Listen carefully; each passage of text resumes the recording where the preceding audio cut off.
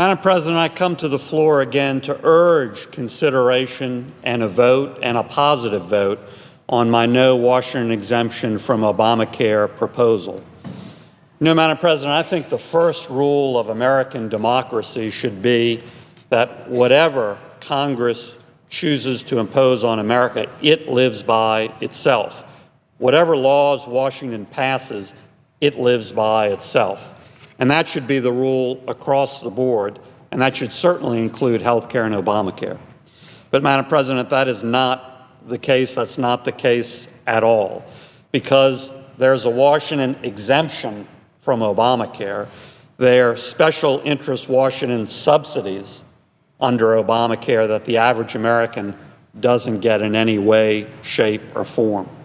So as it relates to health care and Obamacare, I think the rule should be simple. The baseline plan, the fallback position for all Americans, are what we live by. And under Obamacare, that was first during the debate called the public option, but then it came to be known as the exchanges. And that should be the plan that we all live by, and our staff lives by, and the White House and top members of the administration live by. No special exemption, no special deal, no special subsidy, no special treatment. Now, that was the intent of an amendment, and that's actually the clear language of an amendment that actually passed this body and passed the process and became part of Obamacare, thanks to the leadership of Chuck Grassley and others, and I certainly strongly supported the amendment. There was a clear amendment added on to Obamacare in the Senate that said every member of Congress, all of our staff, have to go to the so-called exchanges for our health care. Problem is, on the way to implementing that, after passage of the bill, folks around here understood what that meant. And so they watered down and amended that language through the back door by administrative fiat in an illegal way. And so they got the president and his administration to issue a special rule that took all of the sting out of that amendment. That rule did two things. First of all, it came up with a mechanism whereby a lot of congressional staff don't even have to go to the exchanges at all. And secondly, this illegal rule gave members of Congress a special subsidy to go to the exchanges that no other American gets at comparable income levels. No one else gets. Completely unique. In addition to that, Madam President, the administration, top members of the administration, like cabinet officials and top White House aides, have never been subjected to anything like the same rule. So again, I think we should come back to what almost all Americans feel should be the first rule of American democracy. What's good for America has to be good for Washington. What's imposed on America needs to be imposed first and foremost on Washington. No special exemptions, no special subsidies, no special carve-outs, no special deals. And that's what my no Washington exemption from Obamacare proposal is about. Every member of Congress, our staff, and the White House, and top administration officials should go to the exchanges for our health care with no special deal, no special exemption, no special subsidy. And Madam President, I've been fighting for simply a full debate and vote on this for 6 months now, and unfortunately have been completely shut out of any vote.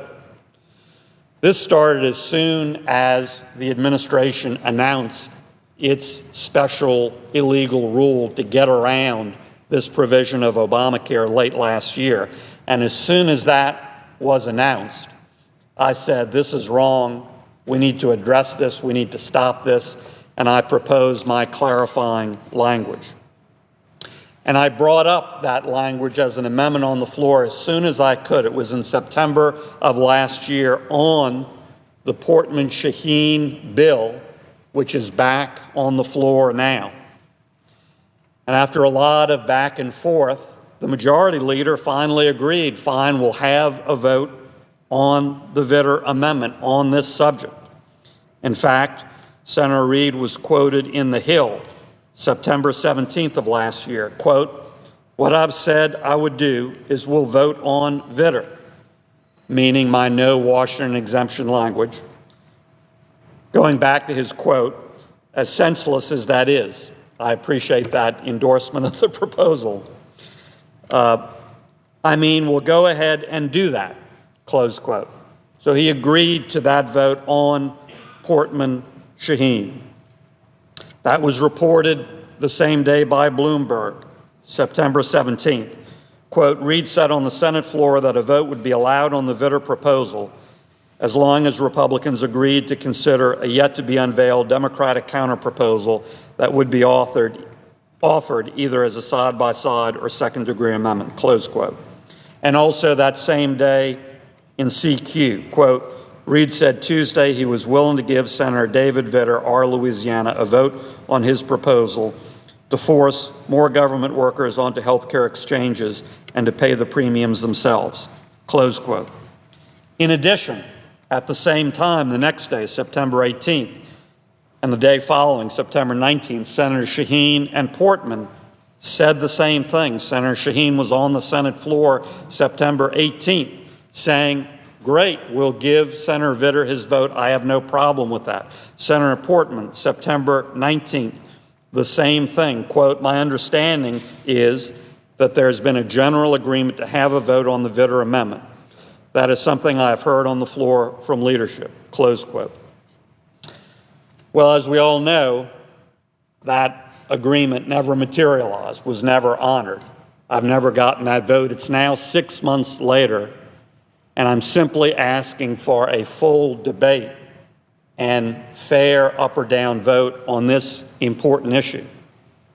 Look, it's a free country. People don't have to agree with me, but let's have a vote.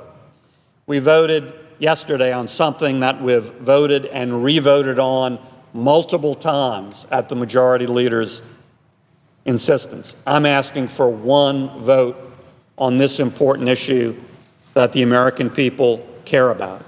We've voted and re-voted on things multiple times. I'm asking for one clear vote on this issue. After the majority leader agreed to a vote on this amendment that I never got in September, a couple of months later, when I was revisiting the issue, he said, okay, well, you can have a vote, but it has to be the only vote on this Congress. Well, I resisted that at the time, but I'll take that. One vote. Can we have one vote on this important issue, this Congress? Can we have a modicum of free expression and open debate and an open amendment process on the Senate floor? Can we have one vote on this issue that the American people certainly care about? That's what I'm asking. That's what I'm asking for the majority leader to honor his commitment. That's what I'm pushing for. That's what I'll continue to push for, which is why I'm filing the amendment to the Portman-Shaheen bill. And again, I'm filing it to this bill for one clear reason. That's the context in our previous consideration of Portman-Shaheen, where I was told we agree to having a vote on this issue. We will have the vote. I'm simply asking that that commitment be honored. Now, having said all of this, Madam President, I also care deeply about other important issues, including energy issues, including moving forward with a very important jobs project for America, the Keystone XL pipeline. And because of that, when I saw the majority leader's recent proposal that we move ahead on Portman-Shaheen with 5 energy-related votes, one of which would clearly be the Keystone XL pipeline, I certainly took that very seriously. That is also an important issue. That deserves a vote. It's had votes in the past, but that needs to be addressed. So as soon as I saw that, and again, this is an offer by the majority leader, a hotline request that we now consider the Portman-Shaheen bill and limit considerations to 5 energy-related amendments that would be chosen by the Republican leader. And so as soon as I saw that hotline and that offer, I called the Republican leader to make sure of 2 points. 2 points I care about quite a bit. Number one, that one of those amendments would be a very substantive amendment on the Keystone Pipeline, not general vague sense of the Senate language, but bonding language that would approve, without the president's involvement, this very important jobs project. And number two, that at least one of the other amendments was an important matter within the jurisdiction of the EPW committee, on which I serve as ranking member. The majority, the Republican leader, absolutely agreed that that was the case. Yes, absolutely. Once we lock in this unanimous consent request by Leader Reid, one of those votes would absolutely be a binding proposal about the Keystone Pipeline. Another would clearly be an important matter from the jurisdiction of the committee on which I serve as ranking member on EPW.